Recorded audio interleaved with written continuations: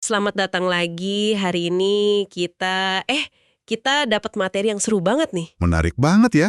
Bab pertama dari bukunya Ethan Mollick, The Unicorn's Shadow. Judulnya aja udah bikin penasaran.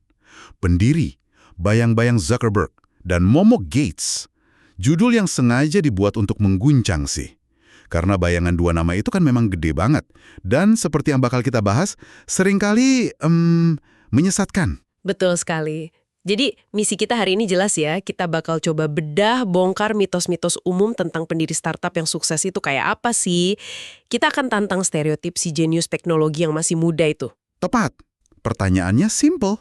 Apa iya kita harus jadi seperti mereka buat berhasil? Yuk, kita mulai. Oke, kita mulai dari yang paling kelihatan deh, mitos soal usia. Ini yang paling klasik. Iya kan? Kalau kita ngomongin pendiri startup sukses, yang muncul di kepala pasti ya Mark Zuckerberg pakai hoodie-nya atau Bill Gates waktu masih muda. Mereka kan mulai dari garasi, dari kamar asrama, masih muda banget. Jadi kesannya tuh, startup itu ya permainannya anak muda. Dan kesan itu bukan cuma di masyarakat umum loh, di kalangan investor juga kuat banget.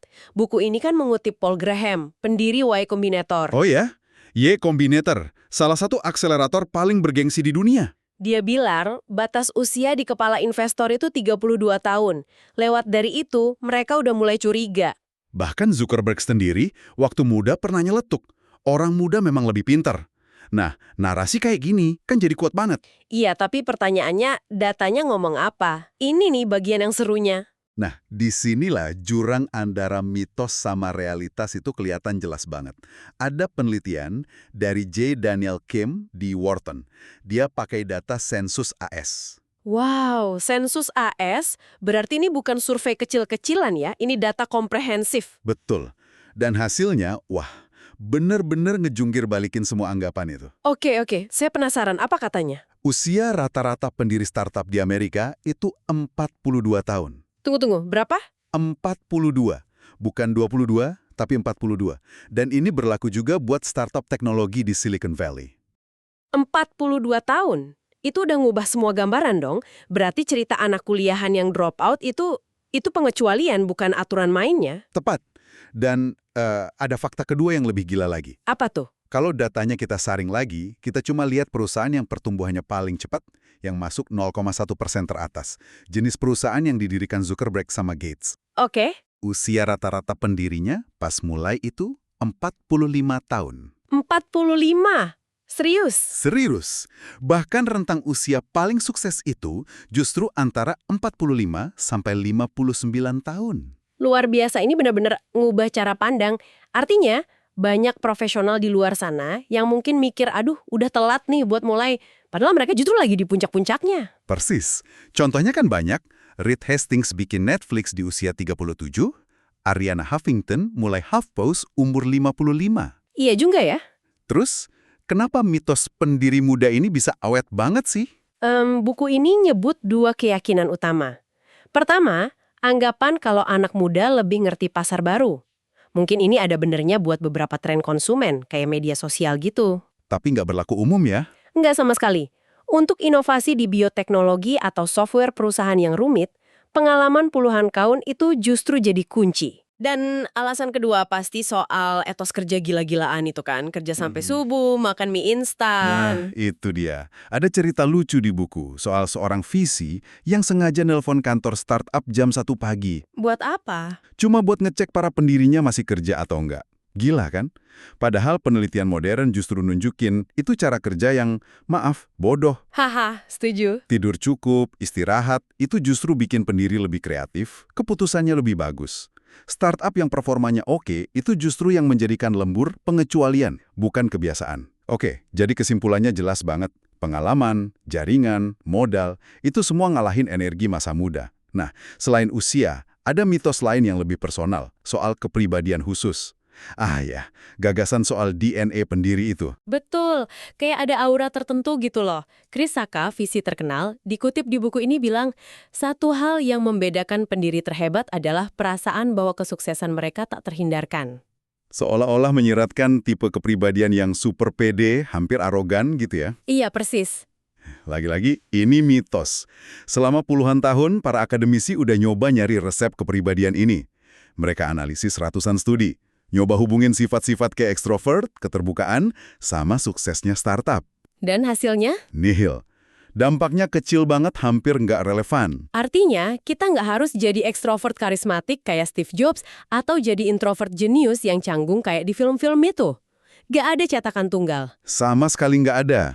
Jadi kalau ada yang bilang, kayaknya kamu nggak punya kepribadian yang pas, kemungkinan besar mereka salah. Tapi, buku ini ngasih satu catatan penting. Oh iya, apa itu? Ada perbedaan krusial antara apa yang bikin seseorang mencoba jadi pengusaha dan apa yang bikin mereka berhasil. Menarik. Kepribadian emang nggak bisa memprediksi keberhasilan. Tapi, ada beberapa sifat yang bisa memprediksi siapa yang bakal berani buat mulai. Oke, jadi sifat apa yang bikin orang berani mencoba? Faktor terbesarnya, dan ini agak ironis, adalah kepercayaan diri yang berlebihan. Overconfidence. Overconfidence. Ya, orang yang sedikit terlalu yakin sama kemampuannya, itu cenderung lebih berani ngambil risiko buat mulai perusahaan. Mereka percaya bisa ngalahin semua rintangan. Jadi sifat itu yang bikin orang berani lompat dari tebing, tapi nggak ngejamin mereka bakal mendarat dengan selamat. Analogi yang sempurna. Sifat lain kayak ketelitian sama keterbukaan pada pengalaman baru juga ngedorong orang buat mencoba. Tapi, sekali lagi, itu cuma tiket masuk ke arena, bukan jaminan menang. Intinya, jangan biarin stereotip kepribadian jadi penghalang. Betul. Oke, jadi kalau usia dan kepribadian bukan penentu, banyak yang mikir kuncinya pasti di tim.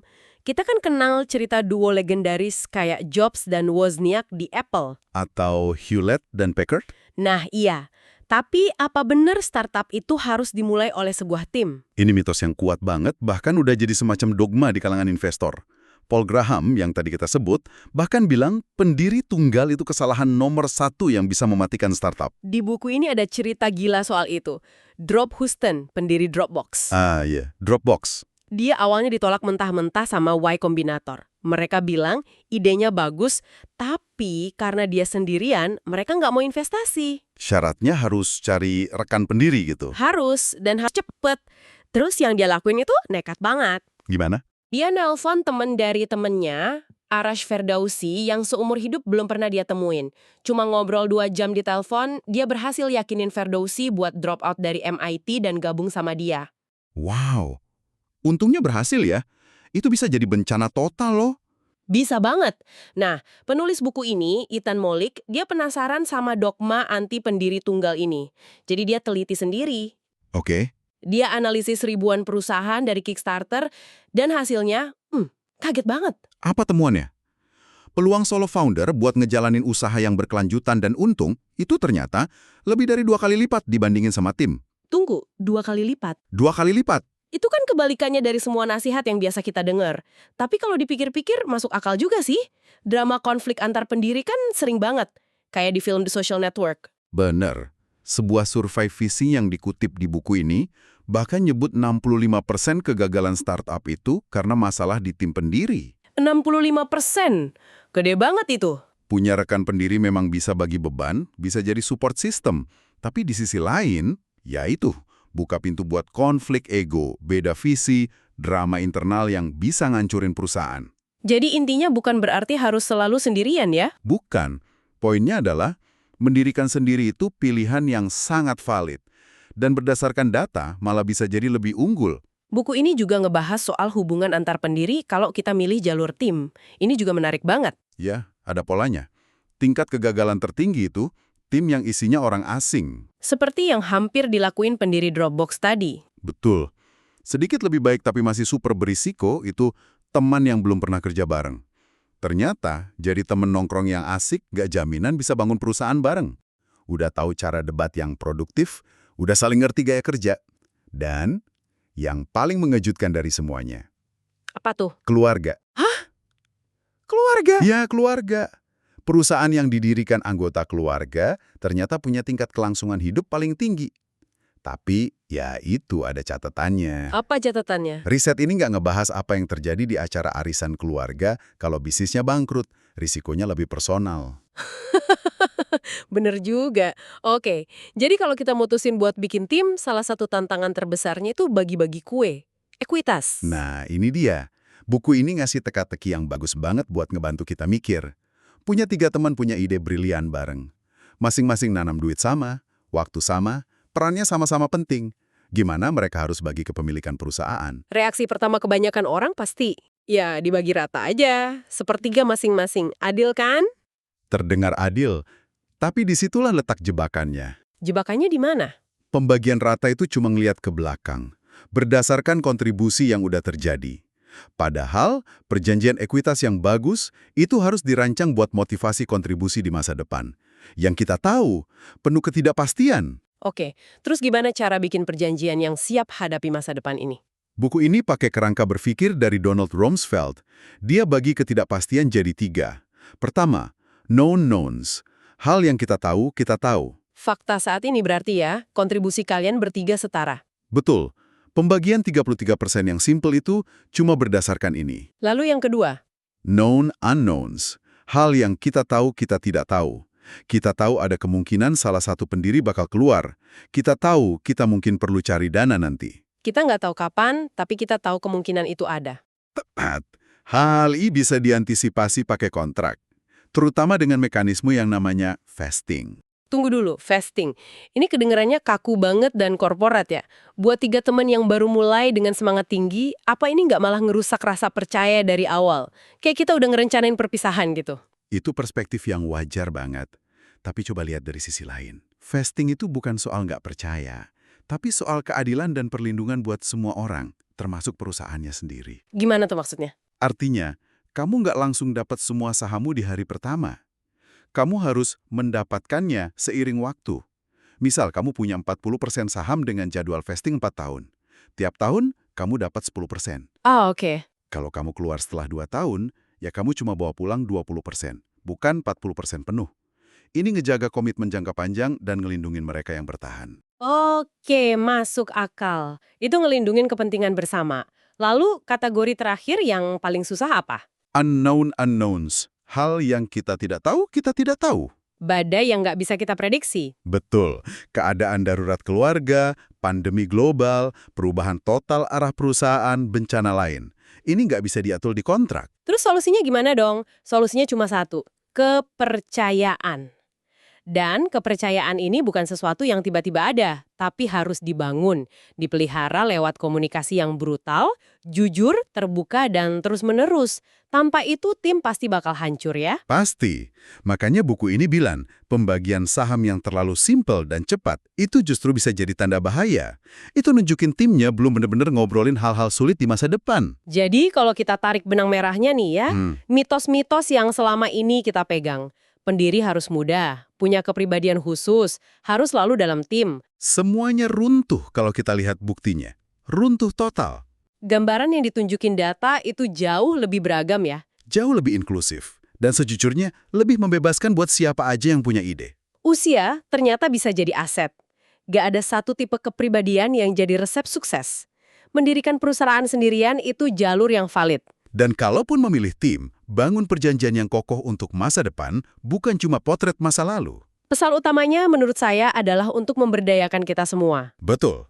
Jalan menuju kewirausahaan itu jauh lebih lebar daripada yang digambarin media. Anda tidak perlu jadi tiruan Zuckerberg atau Gates buat bangun sesuatu yang hebat. Sebagai penutup, ini ada satu pemikiran provokatif dari buku ini buat Anda renungkan. Oke. Bab ini nunjukin gimana mitos-mitos ini bisa jadi penghalang, terutama buat perempuan dan kelompok lain yang kurang terwakili di dunia teknologi. Investor kan sering bilang mereka pakai pengenalan pola atau pattern matching buat mutusin investasi. Iya.